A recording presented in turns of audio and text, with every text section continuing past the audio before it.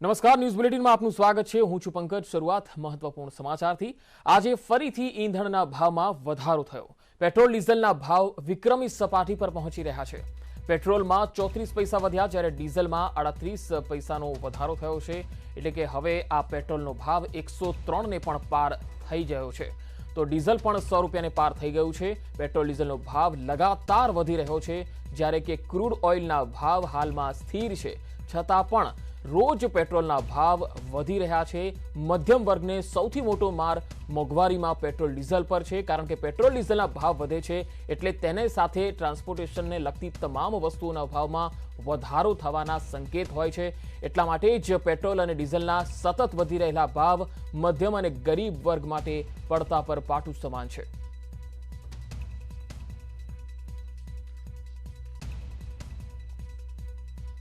તો આ તરફ સીએનજી ગેસના ભાવ વધારા સામે રિક્ષા ચાલકોએ પણ હવે બાયો ચડાવી છે, કારણ કે સીએનજી ગેસના ભાવમાં પણ સતત વધારો થઈ રહ્યો છે। આ ભાવો વધવાથી રિક્ષા ચાલકો પણ મુશ્કેલીમાં મુકાયા છે। એક અઠવાડિયામાં 5 રૂપિયા અને 19 પૈસા વધી ગયા। સીએનજીના ભાવ વધવાથી રિક્ષા ચાલકોએ વિરોધ નોંધાવ્યો છે। અમદાવાદ રિક્ષા ચાલક એકતા યુનિયનની જાહેરાત સોમવારે એટલે કે કાલે કમિશનર પાસે મંજૂરી માંગવા જશે। ભાવ વધારો પાછો નહીં ખેંચાય તો જાહેર સભા યોજાશે અને ભૂખ હડતાળ, ધરણા અને રેલીનું પણ આયોજન કરાશે। ઉગ્ર આંદોલનની ચીમકી આપવામાં આવી રહી છે।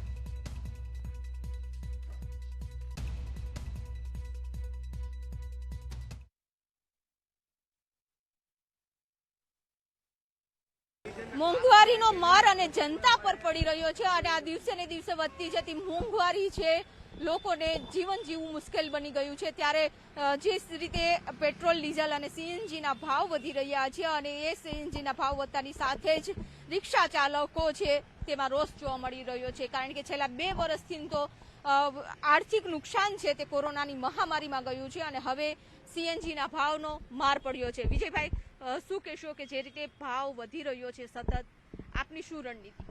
છેલ્લા અઠવાડિયા 10 દાડાની અંદર 5 રૂપિયા 19 પૈસાનો જે વધારો કર્યો એ અસહ્ય છે। રિક્ષા ચાલકોની કમર તોડી નાખી છે। તો આ અસહ્ય ભાવ વધારાનો અમે સખ્ત શબ્દોમાં વિરોધ કરીએ છીએ અને સરકારને વખતો વખત અમે આ બાબતે જાણ કરતા હોઈએ છીએ, પણ સરકાર તરફથી કોઈ અભિપ્રાય આવતો નથી। તો આ વખતે અમે ગાંધી ચિંધ્યા માર્ગે આવતીકાલે કમિશનરશ્રીને મળી એની પરમિશન લઈને કાયદેસરની ગાંધી ચિંધ્યા માર્ગે અમે આંદોલનની શરૂઆત કરીશું, જેની અંદર અમારી રેલી હશે, ધરણા હશે, ભૂખ હડતાલ હશે અને અંતે જો સરકાર નહીં માને તો અમે હડતાલ પણ કરીશું અને માત્ર અમદાવાદ શહેરની પણ સમગ્ર ગુજરાતના રિક્ષા ચાલકોને જોડી અને ઉગ્રમાં ઉગ્ર અમે લડત કરીશું। તમારી શું માંગ છે? મુખ્ય માંગણી અમારી તો એ જ છે કે સીએનજીનો ભાવ વધારો રાતોરાત ના થવો જોઈએ, એની જાહેરાત થવી જોઈએ। હર 6 મહિને કે 12 મહિને જેનો ભાવ વધારો થવો જોઈએ। અત્યારે જે ભાવ વધારો કર્યો છે અસહ્ય છે, પાછો લેવો જોઈએ અને અમારા રિક્ષાના ભાડામાં છેલ્લા 3 વર્ષથી વધારો નથી કર્યો, એ ભાવ વધારો અમને મળવો જોઈએ, જે અમારો હક છે। 3 વર્ષથી જો બધા પ્રકારની મોંઘવારી વધી હોય તો મોંઘવારીને ધ્યાનમાં લઈ અને 3 વર્ષને ધ્યાનમાં લઈને અત્યારે અમારું મિનિમમ ભાડું 15 છે એને 20 કરી દેવું જોઈએ અને જે કિલોમીટરે 10 રૂપિયા છે પર કિલોમીટર એને 20 કરી દેવાની અમારી માંગણી છે। આપ શું કહેશો જે રીતે ભાવ વધી इसमें तो गैस का भाव कम ही करना चाहिए, जहाँ तक बने तो वापस लेना ही पड़ेगा। 2 વર્ષથી સતત માર પડી રહ્યો હતો, હવે સીએનજીના ભાવમાં વધારો થઈ રહ્યો છે, પેટ્રોલ ડીઝલ વધી રહ્યા છે।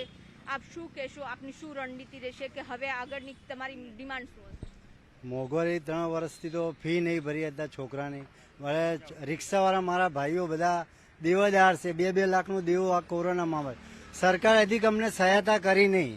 અમે વારંવાર ધક્કા ખાઈ ખાઈને કંટાળીએ, કોઈ સાંભળતું જ નહીં અમારું। નાનામાં અત્યારે અમારે દૂધ ચા લાવવાના ફાંફા થઈ ગયા, ચા પીવો તો 10 વાર વિચાર કરવું પડે, એવી એટલે વિચાર કરવું પડે કે જે રીતે મોંઘવારી વધી ગઈ છે એના કારણે હવે તમે ભાડું વધારશો તો પણ લોકોને મુશ્કેલી પડશે અને નહીં વધારો તો તમને મુશ્કેલી પડશે, શું કહેશો? ભાડું વધારીશું તો લોકોને મુશ્કેલી તો પડે છે, પણ અમને વધારે મુશ્કેલ છે। અત્યારે અમે લોકડાઉનના બી અમે લોકોએ પૂરેપૂરું મકાનનું ભાડા ભરાયા છે અને સ્કૂલની ફી તો દરેક રોજ ફોન આવે છે, એક સવારે ના આવે તો સાંજે તો તમારે ફોન આવે છે કે ભાઈ તમારી સ્કૂલની ફી ભરો। હવે ધંધો થતો નથી એ પ્રમાણે અમારે તો ભાઈ અમે ફી કઈ રીતે ભરીએ?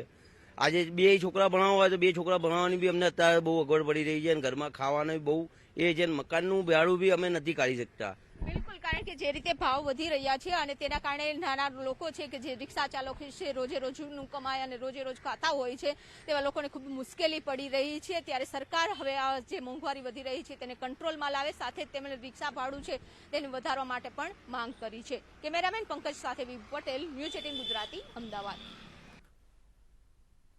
અમદાવાદમાં સાબરમતી નદીમાં ગંદકીનું સામ્રાજ્ય જોવા મળી રહ્યું છે. સાબરમતી નદીમાં જાણે લીલી ચાદર જેવા દ્રશ્યો જોવા મળ્યા. સાબરમતી નદીની સફાઈ પાછળ ખર્ચાય છે કરોડો રૂપિયા. આ કરોડોના ખર્ચે થાય છે અહીંયા સફાઈ, પણ સાબરમતી નદીની આવી અવદશા જે છે એ પહેલા ક્યારેય નથી જોવા મળી. આ દ્રશ્યો કોઈ ક્રિકેટ ગ્રાઉન્ડના નથી, સાબરમતીના નીર પર છવાયેલી લીલ છે. હાલ રિવરફ્રન્ટથી સંવાદદાતા વિભુ પટેલ અમારી સાથે જોડાયા છે. વિભુ, સાબરમતી નદીમાં ગંદકીનું સામ્રાજ્ય કોઈ પહેલી વખત નથી સામે આવ્યું. આ પહેલા પણ સાબરમતી નદીમાં કેમિકલયુક્ત પાણી ઉદ્યોગો દ્વારા પણ છોડવામાં આવી ચૂક્યું છે. છતાં પણ અહીં સફાઈના નામે માત્ર કાગળ પર સફાઈ થતી હોય છે. તંત્ર શું કરી રહ્યું છે? એએમસી શા માટે આંખ આડા કાન કરી રહ્યું છે?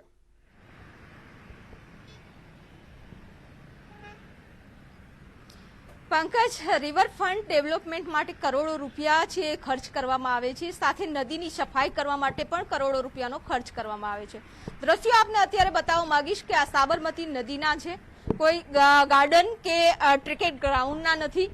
આ આખી સાબરમતી નદી છે અને સાબરમતી નદીના આ દ્રશ્યો જોઈ શકો છો કે કરોડો રૂપિયાના ખર્ચ કર્યા બાદ પણ કેટલી ગંદકી છે.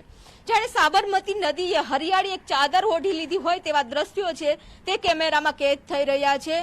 આ વિસ્તાર છે કે જ્યાં આરટીઓ નો જે બ્રિજ છે ત્યાંથી ઇન્દિરા જે બ્રિજ છે વચ્ચેનો આ સાબરમતીનો નદી કિનારો છે અને ત્યાં આખી નીલ છે તે જોવા મળી રહી છે. સાબરમતીની સફાઈ કરવા માટે કરોડો રૂપિયાનો ખર્ચ કરવામાં આવે છે, લાખો રૂપિયાના મશીન લેવામાં આવે છે. અને કેમેરામેન પંકજને પણ કહીશ કે સામેથી જ આપ જોઈ શકો છો કે કેમિકલનું પાણી પણ નીકળી રહ્યું છે, ગંદકીવાળું પાણી પણ છે તે સાબરમતી નદીમાં ભળી રહ્યું છે. સાબરમતીની સફાઈ ત્યારે જ કરવામાં આવે છે કે જ્યારે કોઈ વીઆઈપી લોકો છે વિઝિટ કરવાના હોય છે, સી પ્લેન ઉડાડવાનું હોય છે, ક્રૂઝ ચલાવવાનું હોય છે, ત્યારે જ માત્ર ને માત્ર દેખાડો પૂરતું સફાઈ કરવામાં આવે છે. આ સફાઈ છે તે કાગળ ઉપર રહી ગઈ હોય તેવા દ્રશ્યો છે તે અત્યારે કેમેરામાં કેદ થઈ રહ્યા છે. આખી ગંદકીની છે તે સાબરમતી નદીમાં જોવા મળી રહી છે.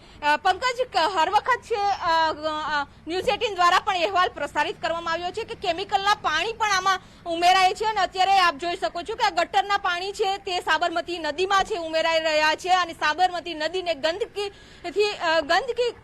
કરવામાં આવી રહી છે સાબરમતી નદીમાં. તેમ છતાં પણ તંત્ર છે હજી ઊંઘી રહ્યું છે. રિવરફ્રન્ટ ડેવલપમેન્ટ દ્વારા પણ કશું કરવામાં નથી આવતું અને અમદાવાદ મ્યુનિસિપલ કોર્પોરેશન દ્વારા પણ કશું પગલાં છે તે લેવામાં નથી આવતા અને તેના જ કારણે હવે દિવસે ને દિવસે સાબરમતી નદી છે તેમાં ગંદકી વધી રહી છે અને આ દ્રશ્યો સાબિતી પૂરી રહ્યા છે કે કરોડોના ખર્ચ કર્યા બાદ પણ સાબરમતી નદીની હાલત શું છે. જી વિભુ, આભાર સમગ્ર માહિતી આપવા માટે. તો અમદાવાદ સાબરમતી નદીમાં ગંદકી કેટલી હદે વધી ગઈ છે, લીલનું સામ્રાજ્ય ચારે તરફ છવાયેલું છે અને કરોડો રૂપિયા ખર્ચવામાં આવે છે સાબરમતી નદીની સફાઈના નામે, પણ અત્યારે આ સાબરમતી નદી કેટલી ગંદકીથી ખદબદી રહી છે એ આપ જોઈ રહ્યા છો. એએમસી તરફથી આ અંગે કાર્યવાહી થવી જોઈએ, કારણ કે જ્યારે કોઈ મહેમાન આવે છે, કોઈ વીવીઆઈપી આવે છે ત્યારે તાત્કાલિક ધોરણે નદીની સફાઈ થાય છે અને ત્યાર પછી પડદો પાડી દેવામાં આવે છે અને ગંદકી આખું વર્ષ સાબરમતી નદીમાં થતી હોય છે. ન માત્ર આ લીલનું સામ્રાજ્ય તમે જોઈ રહ્યા છો, પરંતુ કેમિકલયુક્ત પાણી પણ નદીમાં છોડવામાં આવતું રહ્યું છે. તેના ઉપર પણ આંખ આડા કાન થતા હોય છે. આ બાબતને પણ એએમસીએ ગંભીરતાથી લેવી જ જોઈએ.